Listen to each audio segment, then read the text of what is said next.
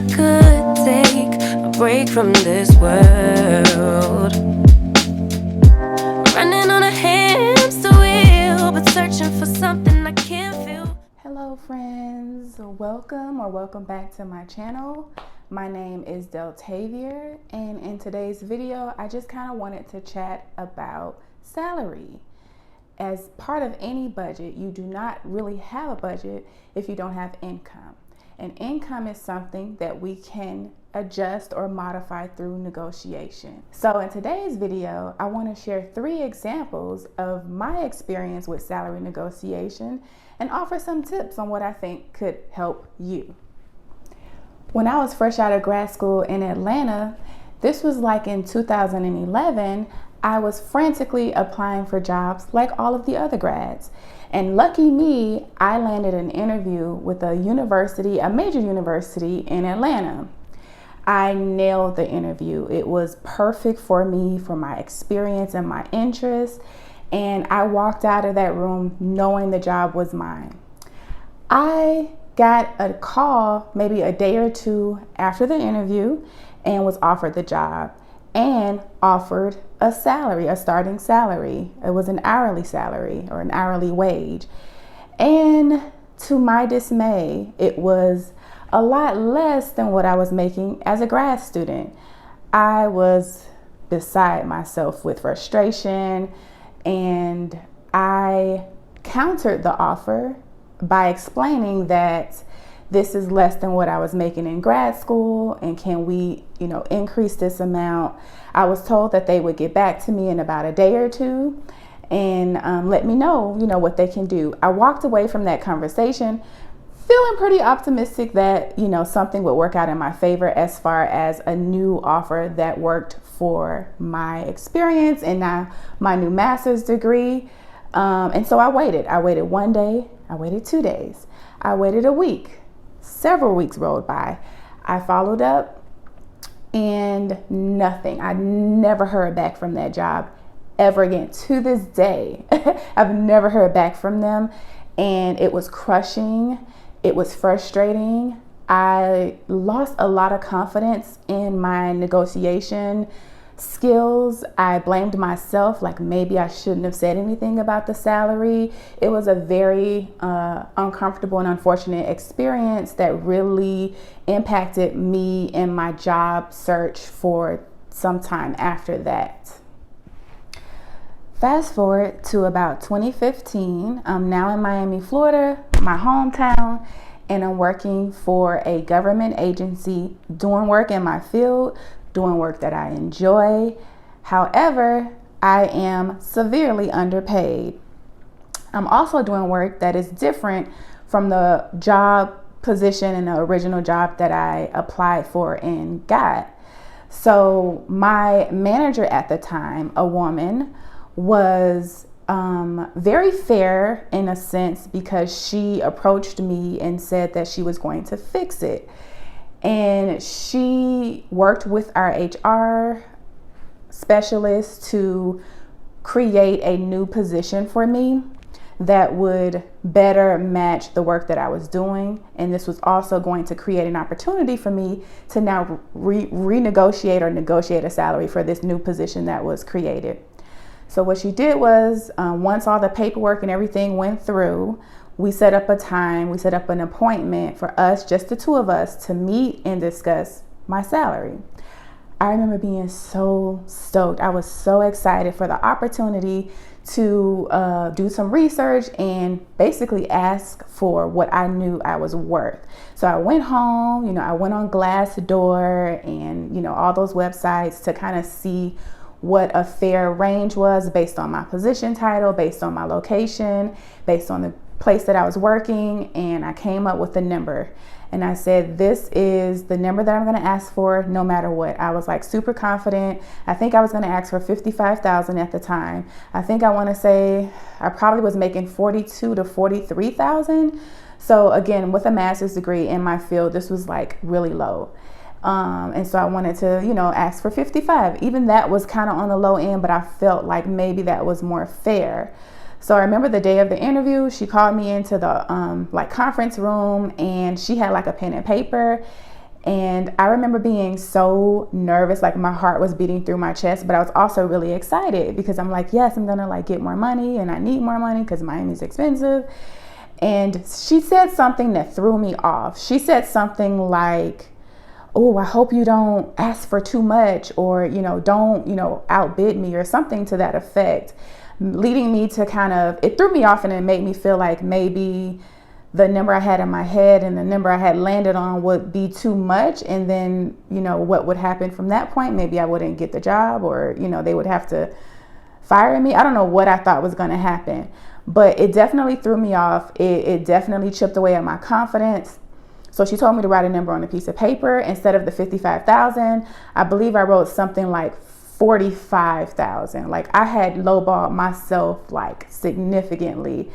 And she, I slid the number to her, and she looked at it and she wrote 47,000. And that's when I knew I had played myself, because the fact that she was willing to give me more than what I asked for let me know that I could have and should have went higher. So I knew that I played myself. I wasn't crushed because I was happy, to make more than what I was making. But at the same time, it stuck with me that I should have stuck to my guns, and I should have trusted my gut, and I should have just asked for the number that I knew I deserved in that moment. Okay, third time. Now it's 2018. I am in Lansing, Michigan, which is my current location. I'm at my current job. And at this point, I was about a year into my job, and I was doing a lot of work per usual, and I was underpaid. I think at this time, I might have been making 48,000 to 49,000. And at this point, I'm older and wiser. I'm looking around, talking to different people. I kind of have a sense of what other folks are making at my same, level in career and everything. And I know that I'm underpaid. And to be honest, I'm a little bit bitter about that. And I'm kind of mad at myself. And I remember that also because of the job that I do, our salaries are public. So it's nothing to Google or to look up some of my coworkers' salaries, even my manager's salary, just to get a sense of, if it's fair. And so I knew, it confirmed that I was underpaid. I didn't realize I was that underpaid. I went to Paysa, which is an app that I found out about like on Twitter or something. And it said something like I should be making 63,000 based on like my resume and everything. And I remember being like hurt, like butt hurt when I saw that number compared to what I was making. And it just so happened, I sat with that, and it just so happened I had like a one-on-one with my manager coming up. So I told myself I was going to bring it up, see what can be done about it, express my frustration.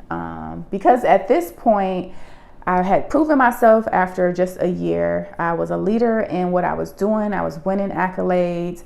And on top of that, it took them 2 years to hire me in my position. It was like nobody else was more qualified, so to speak. So I knew I had a little bit of leverage. So I went into the interview, and, you do your one-on-one with your manager, and there's an opportunity for you to say, what you want to talk about. And I just came right out and said, hey, I'm concerned about my salary. I don't feel like I'm making enough. I'm underpaid based on, all of this experience and everything that I'm bringing to this agency. She agreed, but I also knew that because of the fact that I was working for a government agency, I knew there was going to be some, talk about how complicated and difficult it is to change salaries, and it's out of her hands. I kind of knew, I anticipated that kind of response. So before that, I had done my research on the employee portal and kind of what goes into changing salary. So I knew my options were like reclassification or like a desk audit, where someone from HR would basically come, observe my work, and kind of reclassify my position so that I can get paid more. So it's not impossible, but it just requires more steps, right? Maybe some paperwork. So I knew that. I brought that to her attention. I said, hey, can you look into reclassifying my position, right? And she said she was gonna do that. I wasn't fully sure if she would. I knew it was something I had to kind of stay on top of her, just knowing her.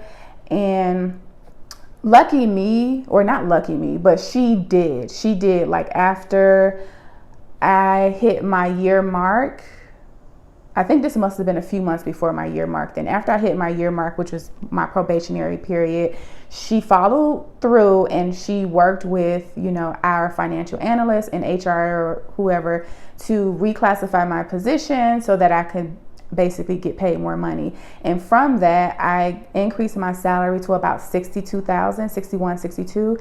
And let me tell you something, I felt so good. I felt so proud of myself for following through with my gut and, talking to my manager about how I felt and being firm with her, but also being, kind in the process, and advocating for myself. Like, I was super proud of myself, and it really bumped me up to like a more fair range for my level of experience and background, and made a huge difference in my financial life, right? I would not be able to be on this debt journey if not for renegotiating my salary.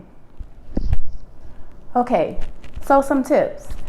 I would say the first one is never accept the first offer. Now that I have more experience, I've been on different sides of the hiring process. I've sat on interview panels. I see what people are negotiating. Don't accept the first offer. Know that negotiation is a part of the hiring process. Always buy yourself some time. Always say, hey, can I have a day or two to think this over? Can I have a day or two to discuss this with my family? And 9 times out of 10, they're gonna say yes. Okay, so don't accept the first offer, and give yourself some time to really think about it and reflect on what you want to do next.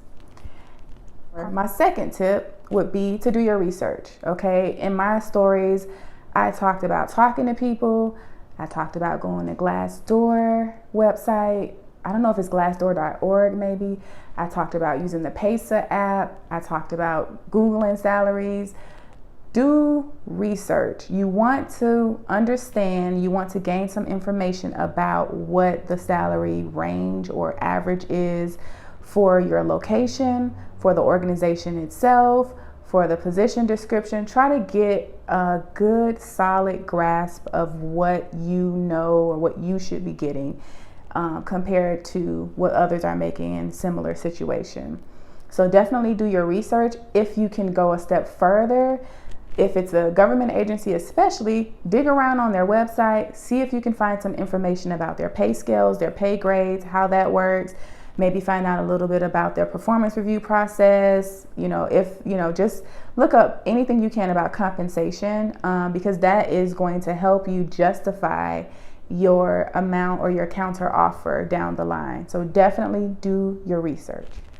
The third thing I would say, and this one is tricky and can vary, I think, from state to state, but try to avoid providing any information about your previous salary. A lot of times they ask you, about your salary history. Some jobs actually do confirm or verify that information, but if they don't verify it, if you can find out if that's legal or if they will go ahead and verify with your previous employer, that will be helpful, because you want to be as vague and kind of elusive with that answer as much as possible. And if you have to give them, your previous salary, maybe say something like, I've also gained so much experience and, knowledge since then, and leave it open so that they know that you are worth more and that you're going to want more. So I would try to tiptoe around that answer as much as you can, tap dance around that answer. I would also say to be confident. I think in my examples, there is a lot of times where I lacked confidence, or my confidence was chipped away at for different reasons. But be confident and be firm, especially if you're a woman, especially if you're a Black woman. Be confident, know your worth, don't back down. So that means be firm. You don't have to be aggressive with it, but definitely ask for the number that you deserve, and leave the ball in their court. And hey, I would if they're not willing to offer you a fair salary, you should ask yourself if you really want to work for that organization. I've just found that a lot of those organizations that are willing to be exploitive, willing to underpay folks, I think probably are going to be a toxic place to work, and you probably don't want to work there anyway, which is why, you know, now at this stage and age of my life, I don't regret the Atlanta situation, because I feel like I dodged a bullet, to be honest. And I feel like, I know, you know, times are hard, but, you know, be firm. And hey, if you just have to take the job, do that, but also keep looking for a better fit for you if they are not willing to meet you in the middle with a fair salary based on, you know, what you deserve and what others are making that are doing similar work and have similar backgrounds. And the last thing I'll say is it may be worth it to consider the full package beyond just the salary. You know, so look at the benefits, look at the the paid leave time, look at whether they do any employer matching for your 401k, because all of that stuff is going to matter much more than your salary, especially if you plan on staying with that company or that agency for the long haul for several years. Those kind of things do matter. So don't just hone in on the salary. Yes, salary is important because we got to make money, we got to eat, but also look at the bigger picture and look at some of the other benefits and other things that will pay off down the line, like your retirement and your paid leave, maternity leave, all of that stuff does matter. So that's it. Those are all my tips for salary negotiation. I thank you so much for watching. I would love to hear your stories about negotiating or renegotiating salaries. If you have some tips to share, please leave them down below. If you have any questions about what I discussed, leave them down below. If you like this video, give me a thumbs up, and don't forget to subscribe and share this video with someone that can benefit from the information. So until next time, I will see you later. Bye. Running on a hamster wheel, but searching for something I can't feel. I just wanna